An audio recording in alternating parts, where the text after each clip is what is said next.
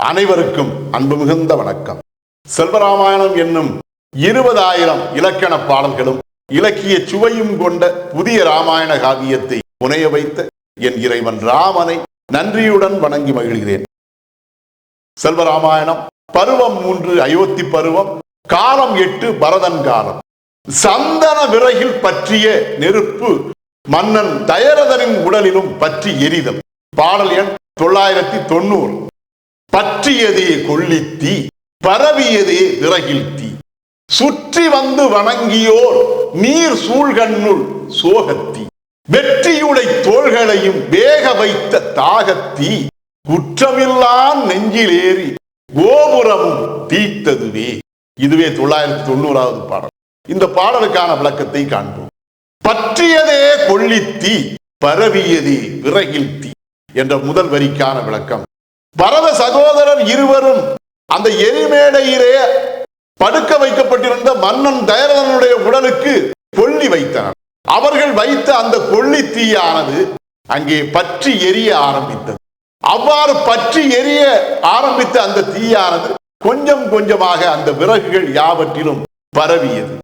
சுற்றி வந்து வணங்கியோர் நீர் சூழ்கண்ணுள் சோகத்தீ. அந்த நேரத்திலே மன்னன் தயரதனுக்கு செய்ய வேண்டிய இறுதி வணக்கத்தை அந்த புதல்வர் இருவரும் தம்முடைய தந்தைக்கு தாம் விருப்பத்துடன் செய்ய விரும்பிய அந்த இறுதி வணக்கத்தை அந்த உடலை சுற்றி வந்தவாறே, எரிமேடையை சுற்றி வந்தவாறே கும்பிட்டு அவர்களுடைய கண்கள் இரண்டும் கண்ணீர் பொழிய அவர்கள் வணங்கிய அந்த நேரத்திலே அவர்களுடைய நீர் சூழ்ந்த கண்களை கண்ணீர் சூழ்ந்திருந்தது. அந்த கண்ணீர் சூழ்ந்த அந்த கண்களுக்குள்ளே சோகத்தீயானது பற்றி எரிந்தது.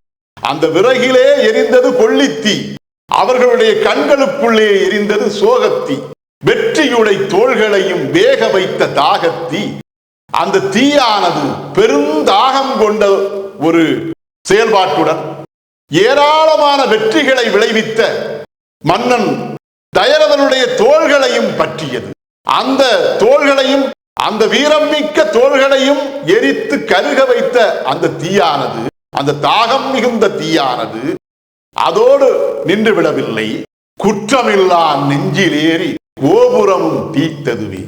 எந்த ஒரு குற்றமும் இல்லாத அந்த மன்னனுடைய நெஞ்சிலும் ஏறி அந்த நெஞ்சையும் கருக வைத்ததோடு நின்று விடாமல் அவனுடைய உடலிலே கோபுரமாக திகழ்ந்த அந்த தலையிலும் ஏறி அந்த தலையையும் எரித்து கருக வைத்தது. இதுவே 990வது பாடலுக்கான விளக்கம். செல்வராமாயணத்தின் 991வது பாடல் மற்றும் அதன் விளக்கம் ஆகியவற்றை அடுத்த பகுதியில் காண்போம். இறையருளால் அடியேன் இயற்றிய நல்லதோர் இலக்கியத்தையே செல்வராமாயண காவியமாக உங்கள் முன் தொடர்ந்து வழங்கி வருகிறேன். உங்கள் அன்பையும் ஆதரவையும் தொடர்ந்து தந்து இந்த புதிய ராமாயண காவியத்தை அனைவரிடத்திலும் கொண்டு சேர்க்குமாறு உங்களை அன்போடு கேட்டுக்கொள்கிறேன். அனைவருக்கும் நன்றி. வணக்கம்.